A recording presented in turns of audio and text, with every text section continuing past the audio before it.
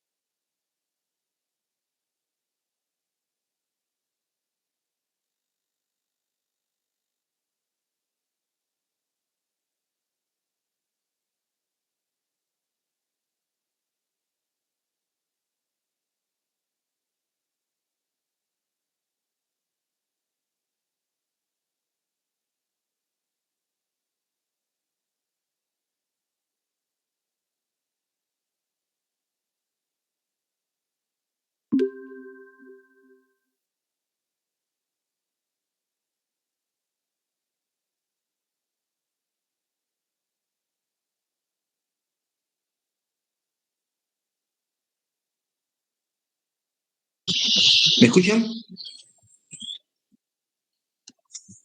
Hola. escucha, doctor. Ya, bueno. Time, ¿no?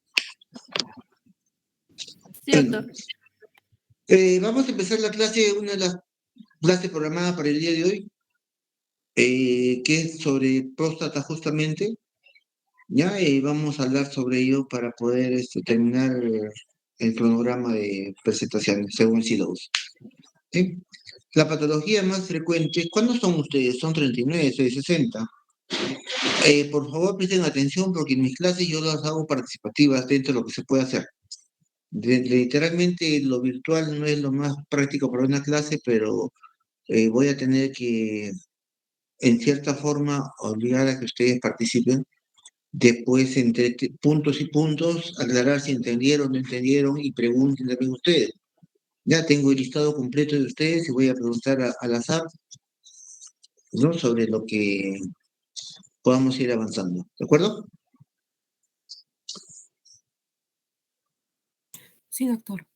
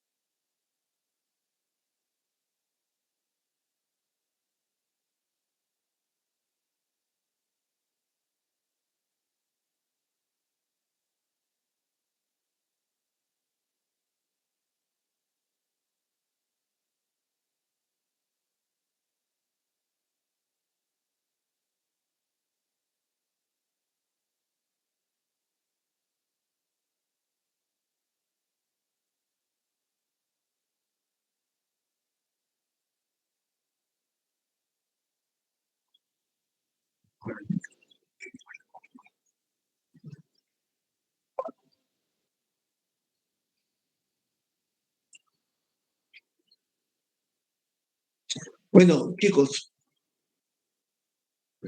para poder hablar sobre la parte prostática, tenemos que ubicarnos primero en la parte anatómica. La próstata es una glándula que tiene varias funciones. cuyas es parte del esfínter urinario como parte de productor de una secreción que ayuda a mantener vivo la esperma que se deposita, que está netamente en la vesícula seminal, que es esta parte de acá.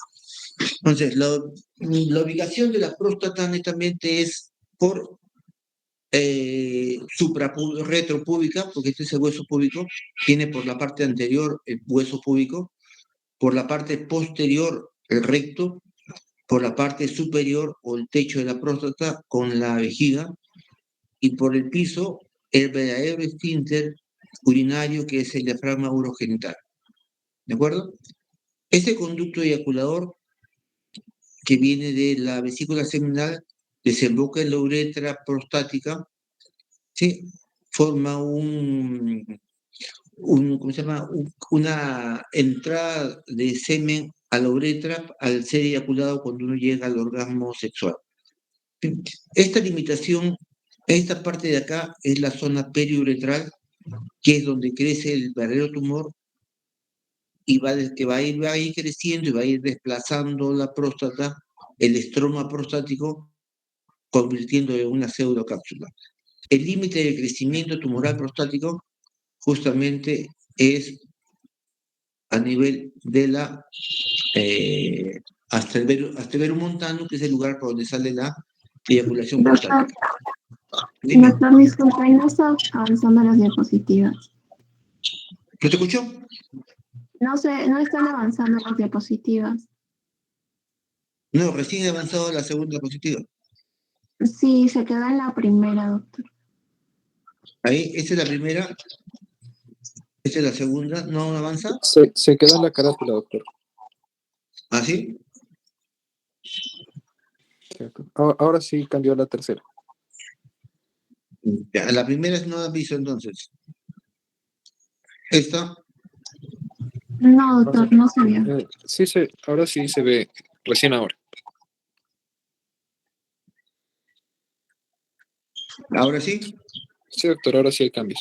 Cuando usted lo Bueno, cambió, entonces, ya, bueno, regresando a lo que conversamos, la ubicación por la parte anterior de la próstata es el hueso púbico, la vejiga por la parte superior, el diafragma urogenital, la parte inferior, y la parte rectal, que es el único medio por donde tocamos directamente o podemos examinar directamente la próstata. Le comentaba que la vesícula seminal es acá, los conductos eyaculadores seminales están por acá, llegan en una divertículo, el verum montanum, que es el lugar por donde sale eyaculado el semen, y el tumor prostático crece en esta parte periuretral prostática, proximal. ¿Sí? La glándula uretral, que es la zona la glándula que al momento de una excitación forma el líquido preseminal o precoital, en cierta forma. Ya lo demás, partes, la uretra, eso creo que ustedes conocen perfectamente bien, la uretra prostática, membranosa y peniana, ¿no? Creo que todo el mundo sabe qué es esto, ¿no? Testículo y todas las demás cosas. Ya, ¿ven la segunda? Chicos, Sí, doctor, sí se ve.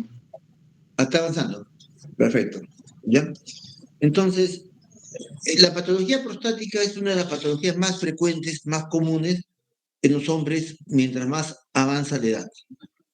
Es decir, todos los pacientes mayores que pasan a la tercera edad, empezando algunos de los 40, 50, 60, ya tienen sintomatología o tienen cambios histológicos. ¿Sí? Entonces, más del 60% de los hombres a una edad determinada ya tienen signos histológicos, así no tengan signos sintomáticos, ¿no? Y a partir de los 65 ya casi todos tienen alguna sintomatología prostática por la hiperplasia, que puede ser de los tipos que vamos a nombrar posteriormente. ¿De acuerdo? En esta gráfica vamos a ver lo que comentábamos hace un momento, los lóbulos glandulares que tiene la próstata. Eso está en forma coronal, es de forma sagital, vemos acá en el lóbulo posterior o zona periférica posterior, donde realmente es lo que se toca al hacer el tacto rectal. Esa es la parte del recto, esa es la parte del recto, y tocamos la zona periférica, que es la posterior, donde normalmente, con mayor frecuencia, se manifiesta o se presentan los tumores neoplásicos prostáticos. ¿Sí?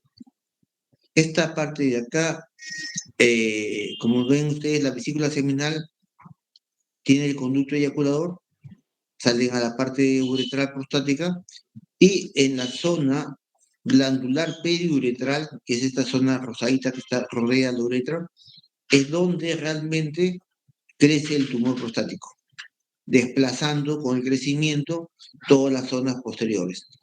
La zona anterior, que es la fibra muscular, es la que está pegada al hueso púbico. El hueso púbico supuestamente está acá, ¿sí? O acá. ¿De acuerdo?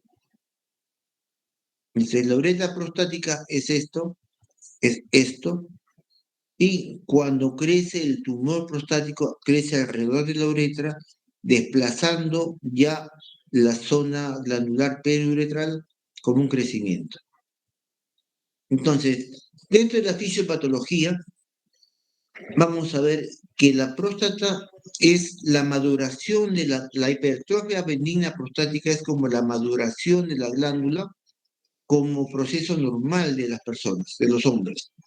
Así como en las mujeres, por acción hormonal de los estrógenos, entre los 10 a 15 años hay un crecimiento, una resección de las hormonas para que crezcan las glándulas mamarias.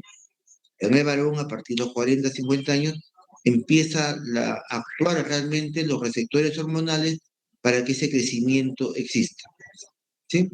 Y como dice acá la lámina, ¿no? Se presenta básicamente en la porción periuretral de la glándula prostática, como mostré en la lámina anterior. Al examen microscópico va a haber zona estromal y zona epitelial. Normalmente el estroma está formado por fibras musculares lisas y colágenos, ¿no? Que es lo que es a predominio mayor, y el epitelio, que es el epitelio y las células epiteliales de las glándulas propiamente dicho, prostáticas, son las que predisponen al crecimiento, a la resección de las hormonas, básicamente hablando. ¿Sí? Esta es otra gráfica más rudimentaria, donde explica con más claridad la ubicación prostática. ¿Se acuerdan de este músculo cómo se llama? ¿O la vejiga qué músculo tiene? ¿El detrusor de la vejiga, doctor? Claro, el detrusor de la vejiga, ¿cierto? O sea, el detrusor de la vejiga tiene una fuerza suficiente que al momento de estar lleno, ¿alguien se acuerda la capacidad mínima necesaria para tener sensación de omisión urinaria?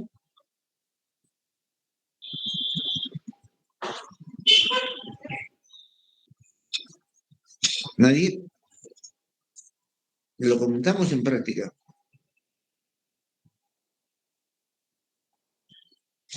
Para que A ver, voy a empezar a preguntar, chicos, ¿no? Cuando vemos una clase, al menos por mi parte, ustedes tienen el sílabo si tienen que leer algo en relación a eso. No les pido que lean finuras, pero que tengan un cierto conocimiento, porque ustedes no van a ser médicos de diapositivas, van a ser médicos de lectura, de lo que van a leer aparte de lo que voy a presentar. Entonces, si este detrusor tiene una fuerza suficiente para reaccionar a un estímulo de llenez, entonces es capaz de presionar la orina, vencer esta resistencia de la uretra prostática, que es mínima, y a la relajación propia voluntaria de nosotros, podemos abrir el esfínter y va a evacuar totalmente la orina del paciente. Como estamos viendo, la próstata es retropúbica, porque púbica está acá, está por atrás del recto, que es el lugar por donde metemos el dedito para hacer el tacto rectal, evidente, y por arriba de la vejiga y por debajo de la membrana urogenital. Y esto aquí es la uretra ya peniana, por la derecha. Entonces, el mecanismo de crecimiento lo estamos determinando básicamente que es por un papel hormonal la testosterona. Esta testosterona que se produce básicamente en los órganos genitales, con los testículos en mayor cantidad, se modifica por acción de una enzima, la 5-alfa reductasa, que se forma o se produce en las células epiteliales prostáticas de las mismas glándulas, hace que la testosterona se convierta en dihidrotestosterona y es lo que hace que haya la hipertrofia o la hiperproducción de células estromales. Entonces, al haber más células epiteliales, va a haber más enzima de la 5-alfa reductasa y va a convertir la testosterona en dihidrotestosterona, que es la culpable realmente de que la próstata, que en la próstata crezca este tumorcito benigno. Demostramos esto, pues, que la testosterona tiene esta acción de, al metabolizarse, convertirse en la DHT, porque en los pacientes que por alguna razón X, o puede ser traumática, que se extraccionan los testículos o se alteran la función testicular por cánceres testiculares, por la radiación post-cáncer, por traumatismo, como le dije, y los que son congénitamente alterados que no tienen testículos, no va a haber la producción de testosterona normal, que se va a convertir en dihidrotestosterona, por lo tanto, ellos no van a sufrir de problema prostático. Inclusive los trans, ¿no? Lo cambian de sexo, sacan los testículos, ya no va a haber la hormona testosterona, por lo tanto, no van a sufrir de la parte prostática, como la gran mayoría de ustedes. A ver, alguien del servicio, alguien. Anthony Cama Perca está por ahí. ¿Vive o no vive? ¿Quiénes son de mi grupo?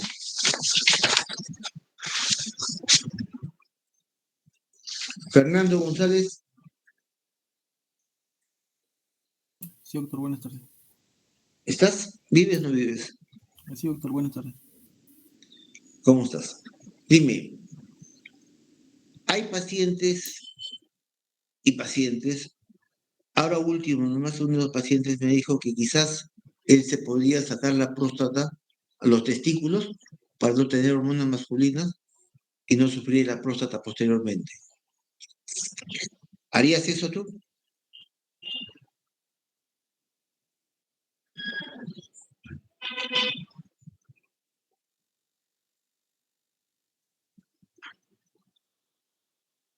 ¿Qué harías? ¿Tendrías tu próstata o sufrirías la próstata? ¿Tendrías tus testículos o sufrirías la próstata? ¿Qué prefieres?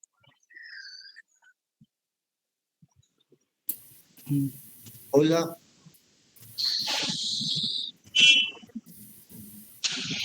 Fernando, ¿estás o no estás? ¿Qué pasó? ¿Se corrió? ¿Se perdió?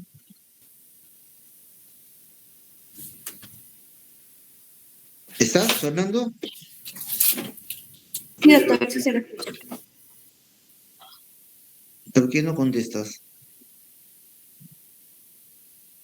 Perdón, Porque si doctor. voy a estar... Digo, estoy preguntando, no me contesta nadie. O sea, también la clase no es solamente decir estoy presente y seguir la clase, porque si no, les paso la diapositiva nada más y ya no hablo más cosas. Lo que Doctor, quiero es que disculpe, ustedes... Fernando le está escribiendo por el chat, dice que su audio, su micrófono creo que está mal y está respondiendo por escrito. Bueno, tienen que ponerse pues saltando, no van a estar todo, porque eso es lo que pasa todo el tiempo. No contestan, siempre están con el micro mal, o el audio mal, la cámara mal.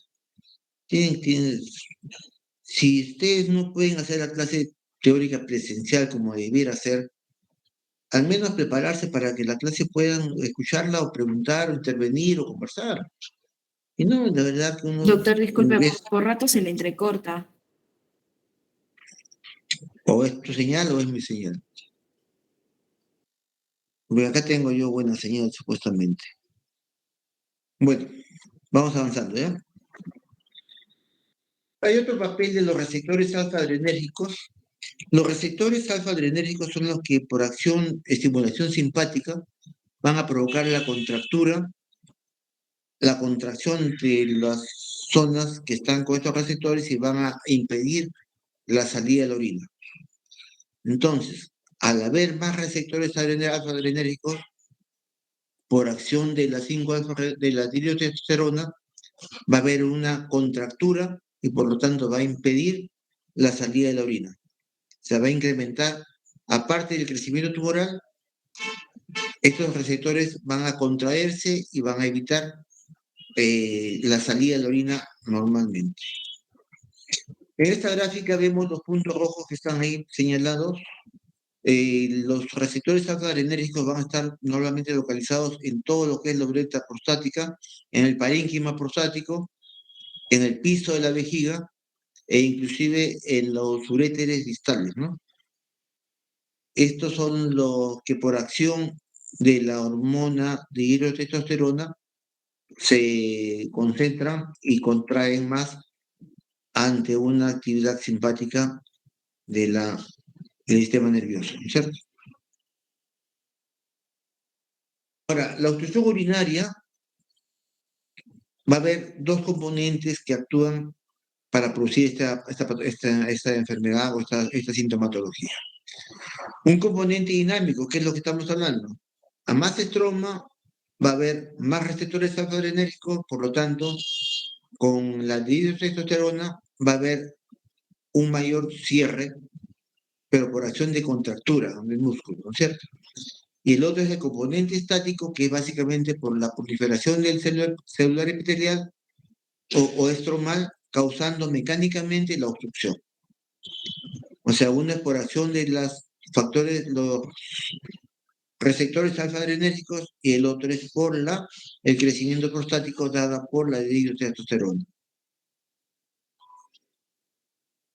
¿Van entendiendo, no? O pregunten, chicos. Si no preguntan, entonces como que están entendiendo todo, ya pasamos a la siguiente. ¿Ah? Doctor, yo sí tengo una duda. Dime. Cuando mencionó Sí, que los es pacientes eunucos... duda existencial. Disculpa, ya dime. Sí, doctor. Usted está hablando sobre los pacientes eunucos, o sea, ¿se refiere a los pacientes que por una cuestión genética nunca desarrollaron los testículos o porque por alguna razón, digamos, los perdieron en un accidente, qué sé yo? El eunuco en sí es el que no tiene testículos.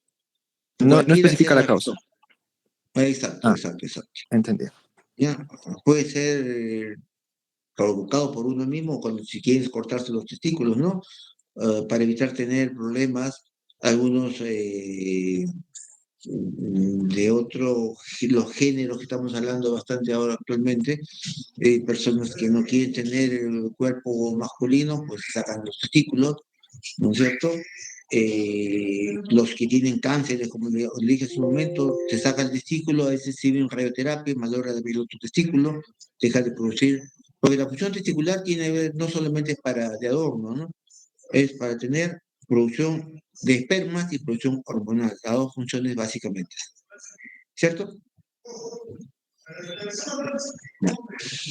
Gracias. Cuando hay una... ¿Está bien, no? Ya. En esta parte histológica vemos la proyección fibromuscular, que es estas fibras que son las que crecen, a haber más fibras, a haber más contractura, y esto es la zona epitelial glandular, a haber más células epiteliales, va a haber más cantidad de enzimas 5-alfa reductasa. Y por lo tanto, al haber más esto, llevado a lo otro, hay la contractura de todo el piso pélvico, como es la uretra prostática, cuello vesical y toda la parte estromal prostática. ¿De acuerdo?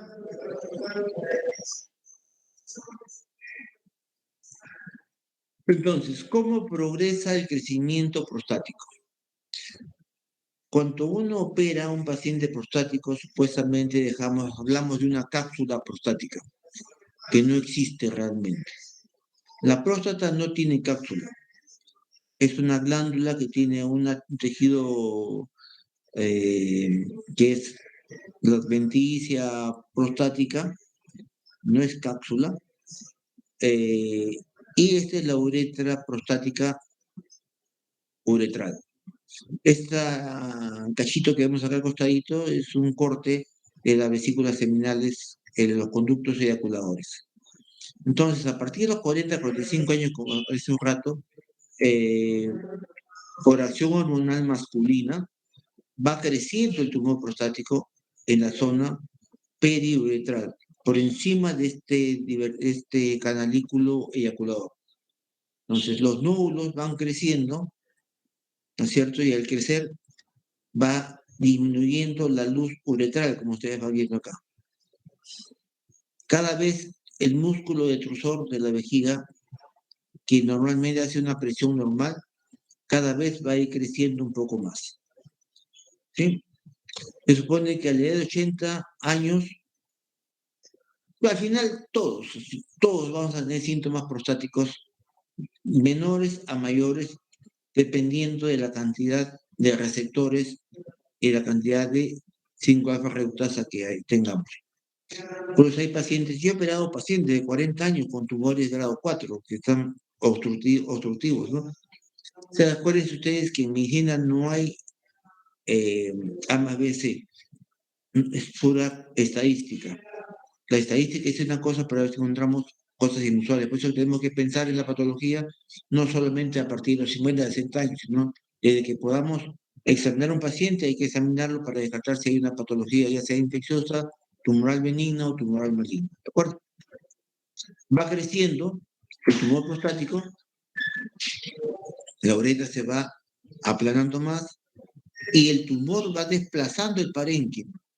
O sea, no es que la próstata crezca, lo que hace es aumenta de volumen por desplazamiento del parénquima del estroma prostático por el tumor prostático que está creciendo. ¿Sí? Acá sigue creciendo más y vamos a considerar que puede haber todo tumor benigno prostático es benigno. Un tumor benigno prostático no se convierte en cáncer prostático, lo cual tampoco impide que haya un tumor benigno y un tumor maligno agregado. Son dos cosas por distinto. ¿De acuerdo?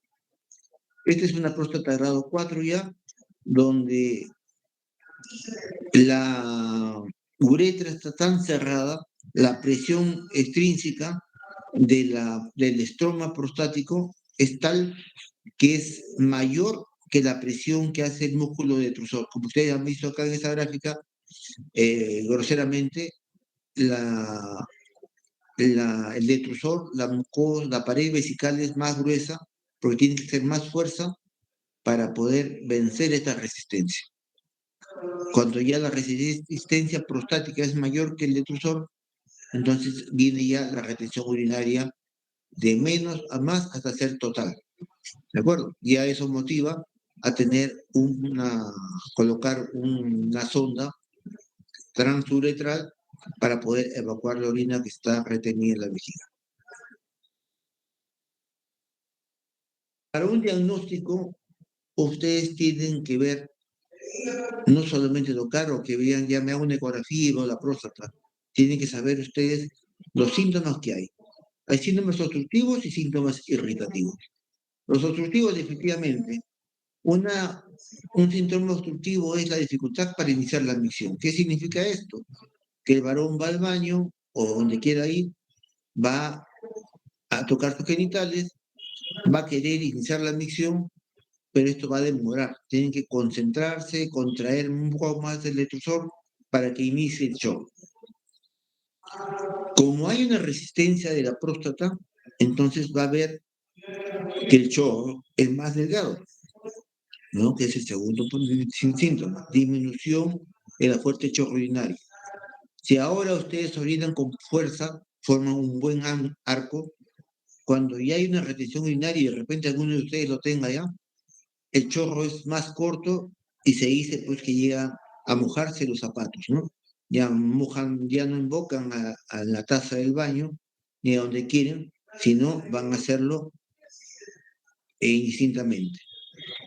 La micción difícil o con intermitencia, por lo mismo. El detrusor se contrae cuando está bien lleno, entonces al estar más lleno, la presión es más fácil de vencer, pero cuando ya está más vacío la vejiga, la fuerza de la próstata, del estroma prostático que obstruye, va a ser mayor y por lo tanto el chorro va a ser entrecortado. Un poco, otro poco, otro poco. De igual manera, cuando ya el detrusor perdió la fuerza porque la vejiga está en mínimo volumen, ya el chorro final es un chorro débil y el paciente queda con la sensación de no haber culminado la micción. Sensación de quedarse con orina sin evacuar todo. Y viene también lo que es el goteo terminal, ¿cierto? Y definitivamente el síntoma ya obstructivo urinario que determina una retención urinaria es como dice el nombre, ¿no? La retención aguda de la orina. Nunca una retención aguda de la orina es de un momento a otro. Ya hay síntomas prodrómicos que nos van a indicar que se viene la retención, ¿ya? Y eso nos puede llevar a grandes patologías sistémicas por no tratarse cuando hay esta sintomatología previa, ¿ya? Los síntomas irritativos, es más que todo por la congestión de la uretra. Cuando una uretra normal, sin tumor, existe, es una uretra poco congestiva. Cuando ya hay el crecimiento tumoral, las venitas, las arterias de la mucosa uretral prostática se congestionan y al momento de abrirse la uretra a la presión, pues va a haber cierto ardor. Cuando hay irritación prostática, va a haber la predisposición a hacer nicturia, que es orinar por la noche, 1, 2, 3, 4 veces. Ahora, ¿uno puede orinar 20 veces en la noche? Por supuesto. Si tomas bastante líquido en la noche, vas a orinar bien. Pero aquí lo que hay que ver es la calidad de la micción. Una micción puede ser, puedo levantarme 2 veces a orinar por la noche, pero si he tomado líquido bastante, puedo orinar por vez mis 300 o más de orina por vez. Si me voy a levantar a orinar como algunos pacientes que dicen, yo orino normal, ¿cuántas veces? 12 veces.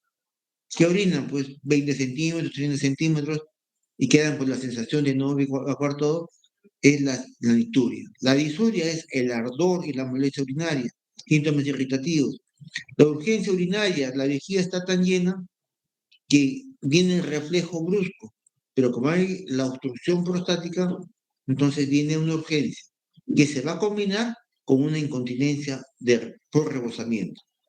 Una vejiga llena, de repente no puedes orinar a voluntad, pero te agachas y se escapa un chorrito de orina. ¿Ok? Tienen que ver que hay síntomas irritativos y síntomas obstructivos urinarios. Para el examen físico, no todo es tacto rectal, definitivamente. El síntoma de una hipertrofia prostática ya obstructiva, tenemos que buscar nosotros en el paciente de cúbito el examen abdominal, ¿cierto? El examen abdominal nos va a mostrar básicamente la vejiga distendida, menos o de bajo grado o mayor grado de retención urinaria, ¿no? Cuando hay una gran retención se palpa un globo que llega hasta el ombligo, que parecen pacientes embarazados, ¿no? A veces se llegan a evacuar 2 litros, 3 litros, hasta 4 litros de orina de una vejiga cuando hay una gran retención urinaria.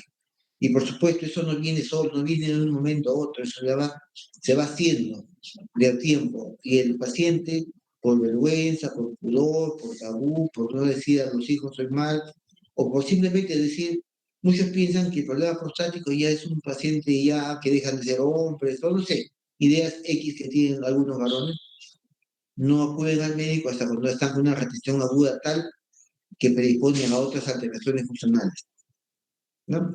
También hay que buscar que haya posibles otras patologías inguinales que semejen que puedan provocar ciertas alteraciones al miccionar, como las hernias inguinales y alteraciones de los genitales externos, ¿no?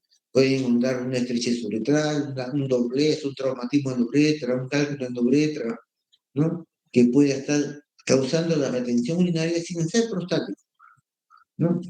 Y definitivamente el examen ya más definitivo para palpar una próstata es el tacto rectal digital, ¿cierto? Es el examen del dedo, a los cuales muchos tienen terror, pero es necesario, ¿sí? Ahora, cuando hace uno un examen rectal digital, tiene que no solamente es meter el dedo y tocar próstata. Tenemos que ver todas las causas, todas las lesiones que podamos encontrar en un examen físico, aprovechar el momento, porque no es fácil a un varón decirle, vamos a hacer el trato rectal, por primera vez se van a sentir, muchos se sienten violados, todas esas cosas, explicar al paciente que el tacto rectal es un examen físico, médico, normal, como tal, y solamente vamos a aprovechar ese examen para encontrar cualquier otra patología que hay. ¿Qué otra patología más podría haber en la zona perianal, chicos? ¿Alguien? Una fístula no rectal, doctor. Por supuesto, fístula rectal, ¿qué más? ¿Alguien más?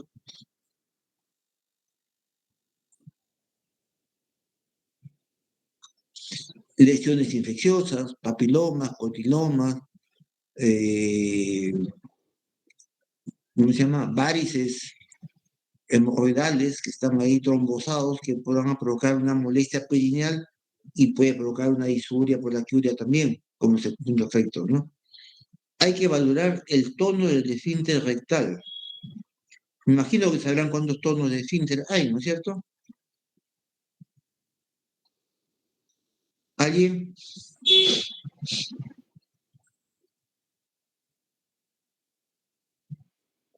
¿Alguien ha hecho un tacto rectal alguna vez?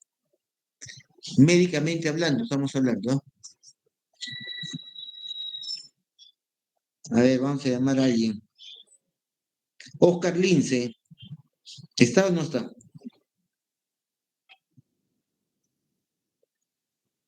Muchos chicos. ¿Cuándo están? De verdad que no sé.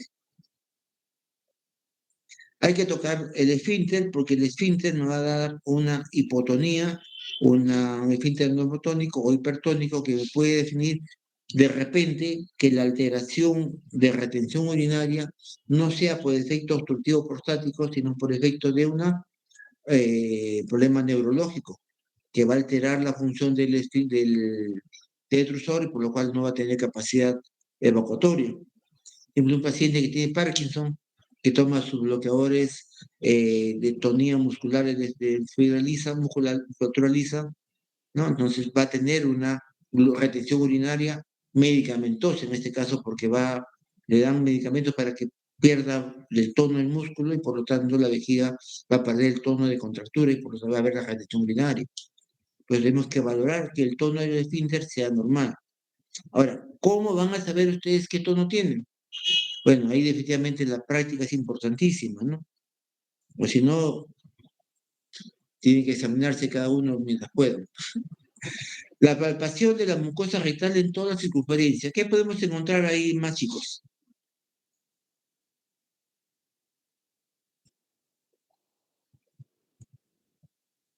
¿Qué se imaginan? Hemorroides, doctor.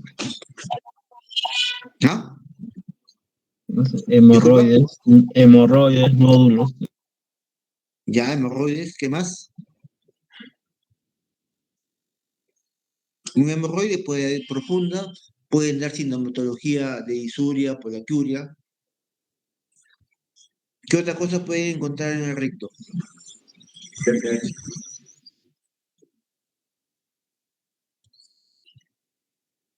Tumores.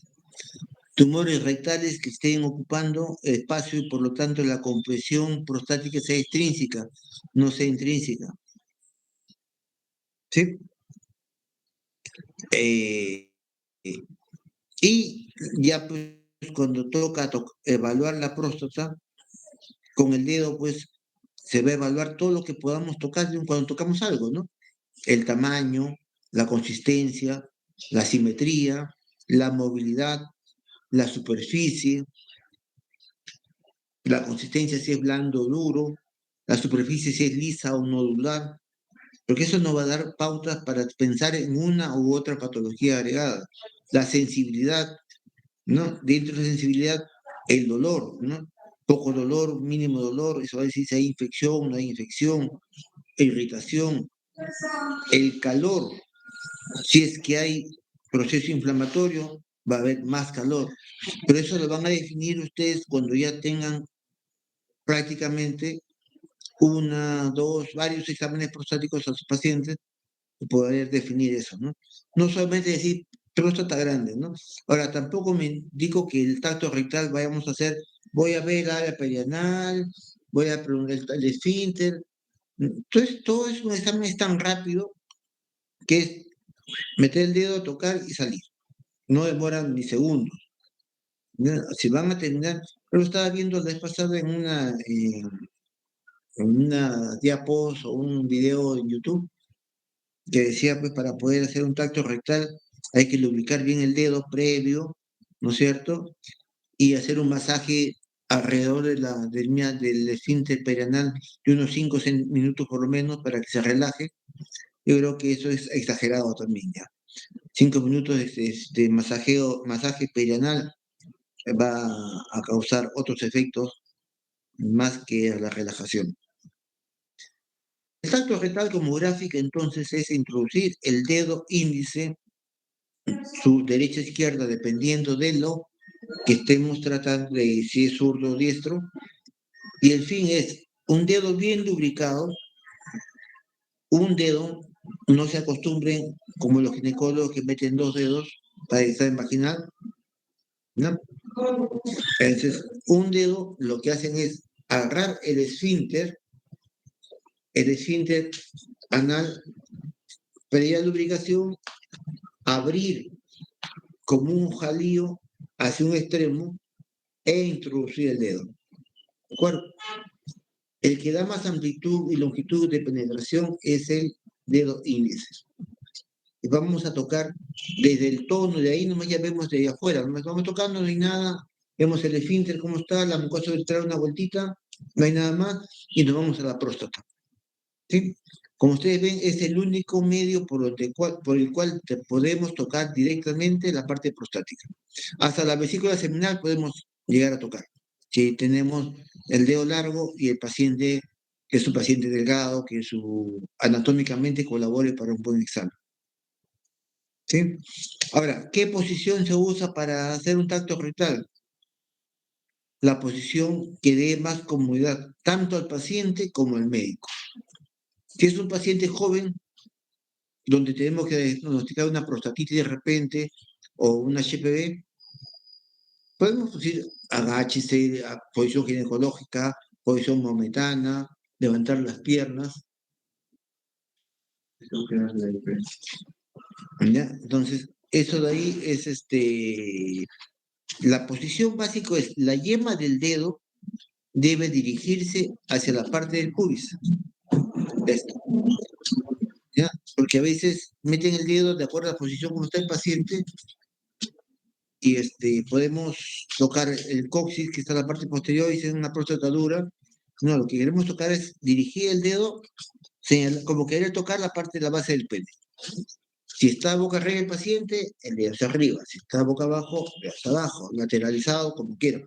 Pero que la yema del dedo se dirija hacia la parte del pubis. Sí, ahí podemos tocar todas las dimensiones, superficie, longitud, o sea, longitud, ancho básicamente. Lo que es profundidad no vamos a poder tocar porque sería incómodo, imposible. La superficie que es lisa, si es móvil, si es fija, si está emplastonado, ya estamos pensando en un proceso neoplásico. Si está nodular, podemos pensar en procesos tuberculosos. Si está nódulo duro, pensar en cáncer también. Si está caliente, pensar en procesos inflamatorios infecciosos. Un montón de patologías podemos hacer con un solo tacto que son solamente segundos. ¿Ya? Vamos a ver más. Las pruebas de laboratorio que usamos para hacer un diagnóstico prostático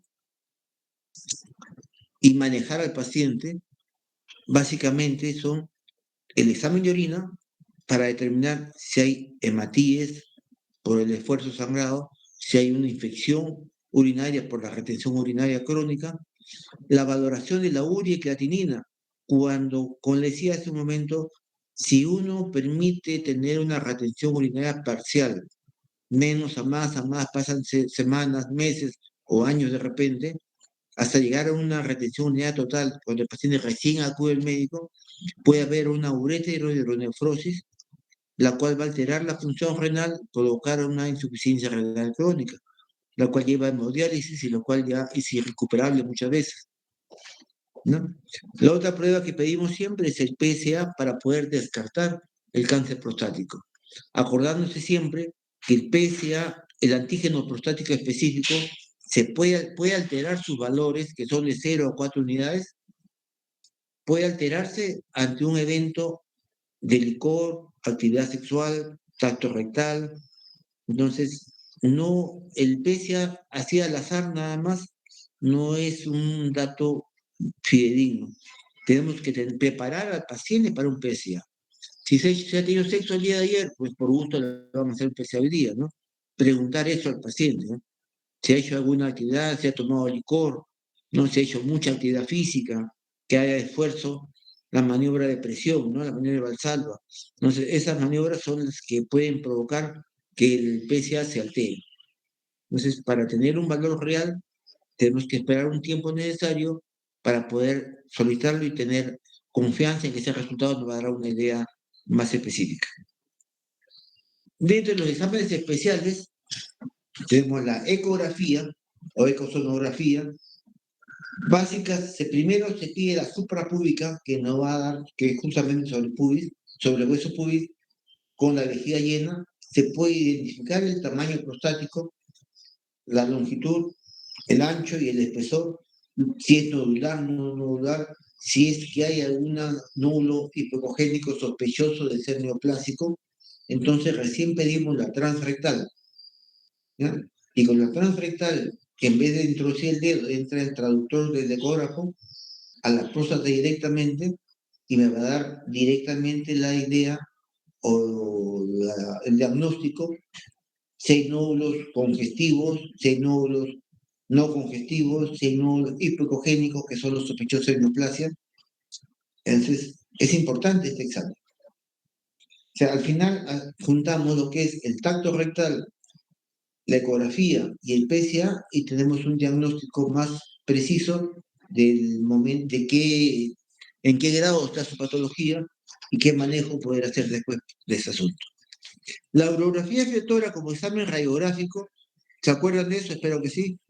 Es para ver la función y perfusión del riñón y va de acuerdo a la sustancia de contraste, va a dibujar todo el árbol urológico de los cálices hasta la uretra distal, ¿sí? Y vamos a ver ahí en la vejiga el levantamiento y la imagen radiográfica de la próstata en sus dimensiones. La uretrocitoscopía es un examen visual, donde metemos una cámara transuretral y podemos definir por ese medio también el tamaño prostático o cualquier otro proceso obstructivo que encontremos en la uretra, que puede ser una estrichez uretral, pólipos uretrales, la misma próstata grande o cánceres de todos. Bueno, acuérdense que el cáncer se presenta en todas partes, de la uretra, próstata, vejiga. La uretroscopía es una gráfica donde la lente visual, la óptica, por medio de esta camiseta, que es de 21 French, que equivale a más de 1 centímetro de diámetro por medio, ingresa por el meato y podemos ir viendo del ingreso todas las patologías que podamos encontrar obstructivas. El esfínter que está acá, la próstata, el tamaño, cómo se cierra la luz, y podemos ver la vejiga en toda su dimensión, toda la capacidad.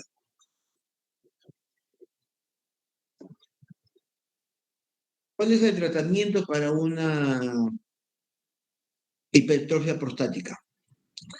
Desde el inicio que tenemos sintomatología urinaria, ya sea irritativa o obstructiva, debemos hacernos los controles, ¿sí? El problema es que los pacientes, muchos temen hacerse el tacto rectal. ¿Cuál será su razón? No tengo ni idea. Pero si tienen ya sintomatología, hay que hacerlo. Porque el ignorarlo, podemos llegar a tener una obstrucción total en cualquier momento, con una lesión renal ya que no reduzca, y para tener un paciente que quede pues en insuficiencia renal crónica, con hemodiálisis, todas esas cosas, pudiendo evitarlo si hacemos los controles que necesitamos, ¿no? O sea, nosotros no podemos dejar, tengo una molestia, pues yo orino, déjalo ahí nada más, ¿no? No, tenemos que pedir los exámenes, mínimo examinar, ¿no? Mínimo saber si hay globo vesical, es importante. Y el otro tratamiento ya que es con medicamentos, si sabemos que el crecimiento se debe por acción de los bloqueadores alfa-adrenérgicos y por la hormona testosterona, entonces tenemos dos tipos de medicamentos. Unos que son bloqueadores alfa-adrenérgicos, ¿sí? Si tenemos receptores alfa-adrenérgicos que provocan la contractura por acción simpática, entonces al bloquear estos receptores va a haber una relajación y va a permitir que la energía sea evacuada con mayor facilidad. Los alfa-adrenérgicos, bloqueadores alfa-adrenérgicos más conocidos, o que tenemos en el mercado, en el país al menos, es la terazocina, la doxazocina y la tamsulosina. Fueron presentados de menos a la última presentación de bloqueadores alfa-adrenérgicos de la tamsulosina, teniendo en consideración que todas tienen un efecto contralateral que es la hipotensión ortostática, ¿no? Pues hay que tener mucho cuidado en dar dosis progresivas, más en la terazocina y en la doxazocina, ¿no? Estos medicamentos relajan la musculatura o las zonas que tienen los receptores, por lo tanto va a haber una mejor evacuación de la orina y va a trabajar mejor en próstatas pequeñas. En próstatas grandes, que son ya muy contracturadas, no va a ayudar a una relajación, ¿sí? Entonces, las dosis recomendadas que son progresivas, la terazocina viene hasta de 2 miligramos, pero lo que usamos es de 5 miligramos, partimos la tableta en dos, va tomando una semana de 2, otra semana de 5, y de acuerdo a sintomatología, recién vamos progresando la dosis. La oxazocina igual, la tamsulosina es una sola dosis, es la que menos efecto tiene, pero los síntomas recién van a disminuir pues entre las 2 o 3 semanas de tratamiento. No sé, que hay que tener en cuenta que también tiene efectos adversos en el problema eyaculatorio.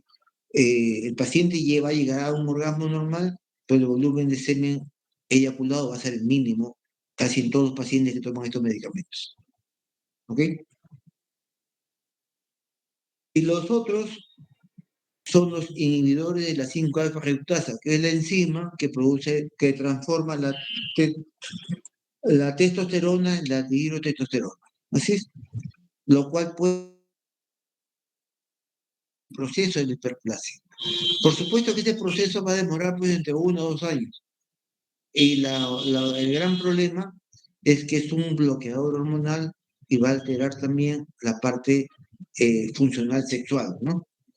Tenemos aprobados 2 medicamentos, la finasteride, que es la que se usa en dosis de 5 miligramos por día, y la utasterida, que se usa en 0.5 miligramos por día. Viendo que solamente un 30% de los pacientes que toman este producto, del 60% de usuarios, tiene un efecto reductor, pero a largo plazo, 3 a 6 meses, como dice, para tener un efecto significativo para mejorar. Y se da básicamente en próstatas que tienen gran tamaño. ¿Sí? Se está usando también lo que es la unión o en conjunto, en dosis mixtas, medicamentos que vienen, lo que es la tamsulosina con dutasterida en conjunto. Y actúan tanto relajando los bloqueadores alfa-adrenérgicos y disminuyendo el proceso de hiperplasia celular. Los efectos secundarios, definitivamente, pues, como le decía, ¿no? Al actuar contra la testosterona, va a producir la impotencia sexual. Va a bajar el deseo sexual y disminución del volumen de eyaculación en ambos medicamentos. Entonces, hay que tener en cuenta que al bloquear la testosterona, nos puede dar un falso diagnóstico del resultado del PSA, el cual va a bajar en más del 50% los valores normales en el transcurso de medio año o un año de tomar el tratamiento. Otros medicamentos que se están usando también son medicamentos naturales, como el palmetto serra, que es el Serenol Repen. Hay nombres comerciales un montón, ¿no? Que a dosis de 320 miligramos diarios o 160 dos veces al día puede mejorar la sintomatología, bajar el volumen del proceso inflamatorio, no que reduzca la cantidad de células, ni que reduzca el tamaño, pero sí el proceso inflamatorio va a disminuir lo que es la disuria, por la quiuria, esas cosas. El tratamiento quirúrgico. Ya hemos hablado del tratamiento expectativo, ver si damos tratamiento o no, qué cosa debe evitar el paciente tomar o comer, qué tratamiento vamos a dar, si son bloqueadores alfa-adrenérgicos o bloqueadores de la testosterona, y los tratamientos quirúrgicos cuando ya está indicado, ¿no es cierto? Tenemos tres tipos de cirugías, básicamente, las convencionales, las laparoscópicas y las endoscópicas. Las convencionales que estamos haciendo realmente actual son la retropúbica, la transvesical. La retropúbica es la que se hace, a ver, déjame buscar acá.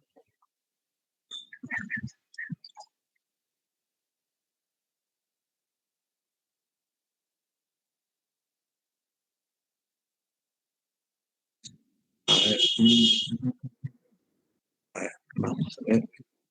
Acá.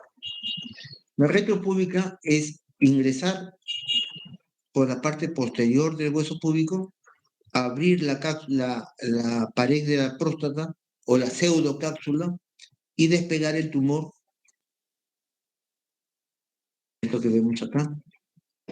Entramos por acá, cortamos la pseudocápsula prostática, sacamos el tumor, ponemos la sonda normal y cosemos la cápsula. Esa es la retropúbica. Pubis, la parte posterior, retropúbica. No tocamos vejiga. La transvesical es la que ingresamos por vejiga, abrimos vejiga y sacamos el tumor por acá. No tocamos la próstata netamente dicha. Tiene menos efectos dañinos en el sentido de que cuando cortamos por acá podemos cortar muchos nervios que ayudan a la erección del paciente, ¿no? Ahora, cuando hablamos de la parte quirúrgica, la transperineal, lo dejamos como de cultura, porque antes se ponía el paciente en posición ginecológica y se abría por la parte perineal, se disecaba el espacio, se abría la próstata y se sacaba el tumor por ahí. Pero a la vez se lesiona todos los nervios pudendros perineales que también alteran la vida sexual un montón. La cirugía laparoscópica fue un boom hace un tiempo, pero tiene sus inconvenientes. Los inconvenientes básicos es el tiempo quirúrgico. Si una cirugía retropúbica o transvesical se realiza en 60 minutos promedio, con mucha demora, 90 minutos, entonces la laparoscópica se realiza en 3 horas o 4 horas. Y acuérdense que los pacientes que se operan de próstatas mayormente son personas de edad. Las cirugías convencionales se hacen con anestesias mayormente regionales, ¿no? Ya sea raquidia o sea epidural. Las laparoscópicas, por el mismo hecho de que tenemos que inflar el abdomen, tienen que hacerse con anestesia general, mayor riesgo para el paciente. Por lo cual ya como que ya no se están haciendo este tipo de cirugías laparoscópicas. Y las cirugías endoscópicas es la resección transuretral prostática, que es como la cistoscopía que vimos la gráfica hace un rato, y es un raspado de la próstata. Las RTU prostáticas tienen un tiempo de recidivar el tumor 5 años, 6 años. Las convencionales, que se saca todo el tumor completo, 10 a 15 años para que haya una recidiva. El láser verde, que es el boom ahorita, es como todo láser, ¿no? Destruye el tejido, degenera el tejido por el calor que hace, quema. Es como meter un fierro caliente en una bola de jeve. Entonces va a tunelizar la próstata y va a permitir la salida de orina pero no va a dejar tejido que estudiar para saber si por ahí había un tumor maligno o no. ¿Sí? Entonces, con la RTU se puede estudiar tejido. No se puede eliminar al ras todo el tumor prostático, quedan surcos. Y esos surcos permiten la recidiva más pronta del tumor. El láser verde quema el tejido, menos traumático, menos tiempo con sonda, pero quema, y pues si quemas demasiado, también puedes quemar el parénquima, el estroma prostático y provocar hemorragias difíciles de manejar. Y al final van a pasar a hacer una cirugía convencional. La criocirugía es lo mismo que el láser verde, pero lo opuesto, por frío, destruye el tejido y por lo tanto va a haber escamamiento y va a permitir que la vejiga tenga una mejor facilidad de salida de orina. ¿De acuerdo? A ver, listo chicos. A ver, díganme ustedes. ¿Alguna pregunta?